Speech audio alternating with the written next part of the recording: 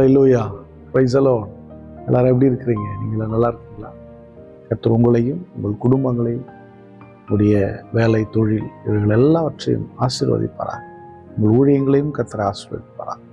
இன்றைய நாள் மெய்ப்பனின் சத்தம், சங்கீதத்தின் புஸ்தகம் 5ஆம் அதிகாரம் 8ஆம் வசனத்தை நான் வாசிக்கிறேன். கர்த்தாவே, என் சத்துருக்கள் நிமித்தம் என்னை உம்முடைய நீதியிலே நடத்தி எனக்கு முன்பாக உம்முடைய வழியை செவ்வைப்படுத்தும். இங்கே தாவீது எழுதுகிறார், கர்த்தாவே, என் சத்துருக்கள் நிமித்தம் என்னை உம்முடைய நீதியின் பாதையில் நடத்துங்க. எனக்கு நிறைய சத்துருக்கள் இருக்கிறாங்க. அவங்க என்னை குறை சொல்கிற மாதிரி நான் என்ன பண்ணிடக்கூடாது, நடந்துடக்கூடாது. அவங்க பார்த்து தூஷிக்கிற மாதிரி நான் என்ன பண்ணிடக்கூடாது, நடந்துடக்கூடாது. அதனால் நீங்கள் என்னை என் சத்துருலாம் பார்த்துக்கிட்டு இருக்கான், நான் என்னுடைய நீதியில் நான் பேசிடக்கூடாது. ஏன்னா நான் நடக்கிற பாதை எனக்கு சரியாக தவறான சில நேரம் தெரியாது. ஆனால் என்னை நீங்கள் உணர்த்தி கரெக்டாக நடத்தி கொண்டு போ. உண்மை தானே? நம்முடைய குடும்ப வாழ்வில், இல்லை ஆவிக்குரிய வாழ்க்கையில், ஊழியங்களில், இல்லை பிஸ்னஸில் நம்மளெல்லாம் கவனிச்சுட்டே இருப்பாங்க. நம்ம நினைக்கிறோம் நம்ம கண்கள்லாம் பார்த்து நம்மளை யாரும் இல்லை. தாவீது ரொம்ப தெளிவாக தெரியுது அவருக்கு. என் சத்துருக்கள் நிறைய பேர் இருக்கிறான், அவங்க கண்ணெல்லாம் பார்த்துக்கிட்டு தான் இருக்கேன்னு. நான் எப்படி போகிறேன், நான் எப்படி வரேன், என்ன செய்கிறேன், ஏது செய்கிறேன், எங்கே மிஸ்டேக் பண்ணுறேன், எங்கே நல்லது செய்கிறேன்ற பார்த்துக்கிட்டே இருக்கான். ஒருவேளை நான் உங்களுடைய நீதிக்கு மீறி நடந்துட்டேன்னா அது உமக்கும் தூஷணமாக இருக்கும், நானும் அவமானப்படுவேன், நானும் உமக்கு பிரியமில்லாத மாதிரி அங்கே சாட்சி எடுத்துருவேன். ஆகவே நீர் என்னை உம்முடைய நீதியின் பாதையில் நடத்துங்க. என் சத்துருக்கள் நிமித்தம் எனக்கு உம்முடைய வழியை செவ்வைப்படுத்தும். எனக்கு முன்பாக உம்முடைய வழியை, நான் வர்ற வழியில் எனக்கு முன்னாடி நீங்கள் போயிருங்க. நீங்கள் என்னை கைட் பண்ணுங்க, என்னை லீட் பண்ணுங்க. ஹல்லேலூயா. மோசே ரொம்ப தெளிவாக இருந்தார் இந்த விஷயத்தில்.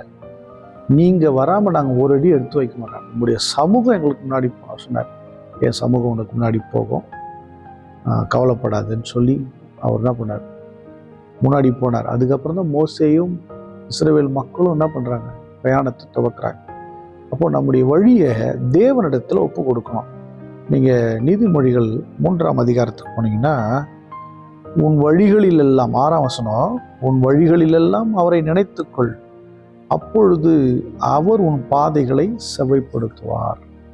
அப்படின்னா நம்முடைய வாழ்வில், நம்முடைய அனுதின வேலைகள், தொழில், family, next spiritual life, next business, ministry, நீங்கள் எனக்கு முன்னாடி நீங்கள் வாங்கப்பா, நீங்கள் எனக்கு கொண்டு போங்க. நானாக போய் தப்பு பண்ணுறதை விட நீங்கள் எனக்கு முன்னாடி போனீங்கன்னா ரொம்ப அழகாக நடத்திட்டு போவீங்க. ஹல்லேலூயா. அவர் முன்னாடி போனால் தடைகள் விலகும், கோணலானவைகள் செவ்வையாகும், நேர்த்தியான பாதையில் அழகாய் நடத்துவார். சுமக்க வேண்டிய இடத்துல சுமப்பார், நடத்த வேண்டிய இடத்துல நடத்துவார், தூக்கி கொண்டு போக வேண்டிய இடத்துல அவர் மறைந்து கொண்டு தூக்கி கொண்டு போவார். நமக்கே தெரியாது. பிலிப்பு என்கிற தாசனை தூக்கி கொண்டு போனார். ஞானசானம் கொடுத்தவொன்னு ஆளை காணல, எங்கே மறைஞ்சிட்டார். பரிசுத்த ஆவியானவர் தூக்கி கொண்டு போயிட்டார். எலியா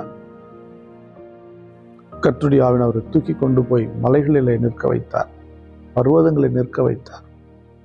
அப்படியாக நீங்கள் அவருக்கு முன்பதாக நின்று ஆண்டவரே என்னை நடத்துங்கன்னு சொன்னால் அவர் உங்களுக்கு முன்பதாக போய் அவர் நடத்த நல்லவராக இருக்கார். ஸ்தோத்திரம் பண்ணுவோமா? ஸ்தோத்திரம் ஆண்டவரே, எங்களை நடத்துங்க, எங்களை வழி நடத்துங்க, எங்களுக்கு முன்னாடி போங்க, எங்களை சரியான பாதையில் நடத்துங்க. சத்துருக்கு முன்பதாய் நாங்கள் வெட்கப்பட்டு போயிடக்கூடாது ஆண்டவரே. ஸ்தோத்திரம், ஸ்தோத்திரம், ஸ்தோத்திரம்.